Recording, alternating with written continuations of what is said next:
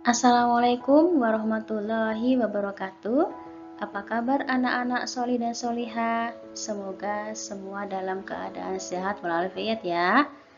Nah, kali ini kita berjumpa kembali dalam mata pelajaran Bahasa Indonesia kelas 7. Materi yang akan kita bahas yaitu tentang fabel. Mengenali ciri fabel dan legenda. Fabel atau dongeng binatang adalah dongeng yang ditokohi oleh binatang peliharaan dan binatang liar. Legenda adalah cerita prosa rakyat yang mirip dengan mite, yaitu dianggap benar-benar terjadi, tetapi tidak dianggap suci dan oleh yang empunya cerita sebagai suatu yang benar-benar terjadi dan juga telah dibumbui dengan keajaiban, kesaktian, dan keistimewaan tokohnya. Jenis fabel dan legenda. Jenis-jenis fabel. Yang pertama, fabel klasik, merupakan cerita yang telah ada sejak zaman dahulu, tetapi tidak diketahui persis waktu munculnya, yang diwariskan secara turun-temurun lewat secara lisan. Yang kedua, fabel modern, merupakan cerita yang muncul dalam waktu relatif belum lama dan sengaja ditulis oleh pengarang sebagai kesastraan. Sekarang kita melihat ciri fabel klasik dan ciri fabel modern. Yang pertama, ciri-ciri fabel klasik. Ceritanya sangat pendek, tema sederhana, kental dengan petuah atau moral, dan sifat hewani masih melekat. Ciri-ciri fabel modern. Cerita bisa pendek atau panjang, tema sederhana, kental dengan petuah atau moral, dan sifat hewani masih melekat. Jenis-jenis legenda di sini dibagi menjadi 4. Yang pertama, legenda keagamaan. Legenda ini mengisahkan legenda tentang orang-orang tertentu atau kelompok tertentu. Misalnya, cerita tentang para penyebar Islam di Jawa. Kedua, legenda alam gaib. Legenda ini biasanya berbentuk kisah yang dianggap benar-benar terjadi dan pernah dialami seseorang. Ketiga, legenda perorangan, merupakan cerita mengenai tokoh-tokoh tertentu yang dianggap benar-benar terjadi. Yang keempat, legenda lokal atau setempat adalah legenda yang berhubungan dengan nama tempat terjadinya gunung, bukit, danau, dan sebagainya.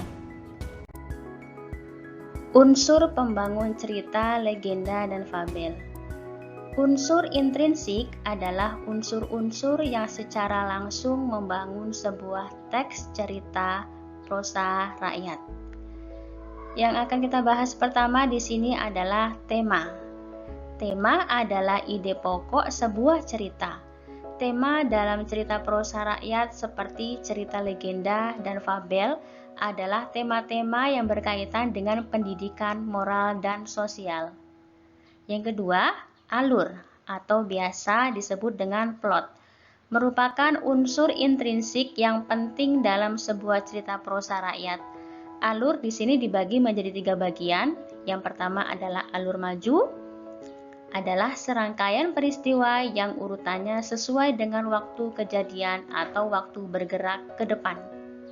Kedua, alur mundur adalah rangkaian peristiwa yang urutannya tidak sesuai dengan urutan kejadian waktu atau cerita bergerak mundur.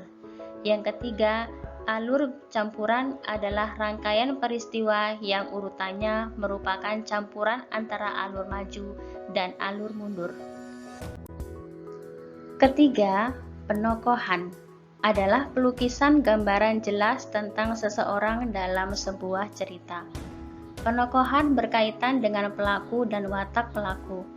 Berdasarkan perwatakannya, tokoh legenda atau fabel dapat dibagi menjadi pemeran protagonis dan antagonis. Protagonis adalah tokoh yang mempunyai watak baik, sedangkan antagonis adalah tokoh yang mempunyai watak jahat. Penggambaran watak tokoh dapat dilihat dari perkataan, perbuatan, dan pikiran tokoh yang digambarkan dalam cerita. Pengarang dapat menggambarkan watak tokoh dengan dua cara. Yang pertama, analitik. Pengarang langsung memaparkan watak atau karakter tokoh. Pengarang menyebutkan bahwa tokoh tersebut keras hati, keras kepala, atau penyayang.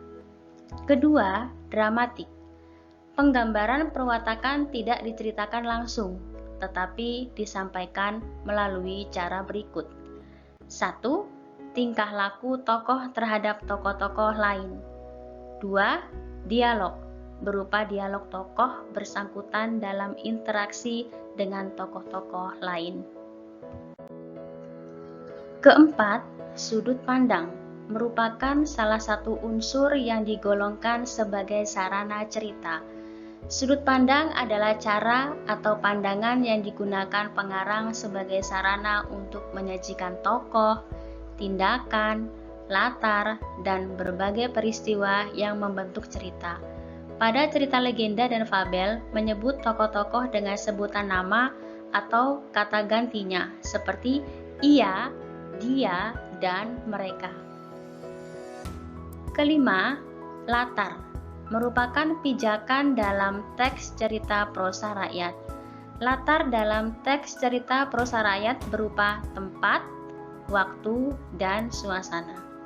Sebagai contoh, latar tempat pada cerita prosa rakyat dapat bermacam-macam, seperti di hutan, ladang, dan alam liar. Sedangkan latar waktu adalah latar yang menunjukkan waktu kejadian pada cerita legenda dan fabel. Latar suasana berhubungan dengan suasana kejadian pada cerita legenda dan fabel. Yang keenam, amanat merupakan sesuatu yang ingin disampaikan pengarang kepada amanat dalam cerita prosa rakyat. Legenda dan fabel kebanyakan bersifat pendidikan moral. Terima kasih sudah menyimak video ini. Semoga video ini dapat bermanfaat untuk kita semua. Wassalamualaikum warahmatullahi wabarakatuh.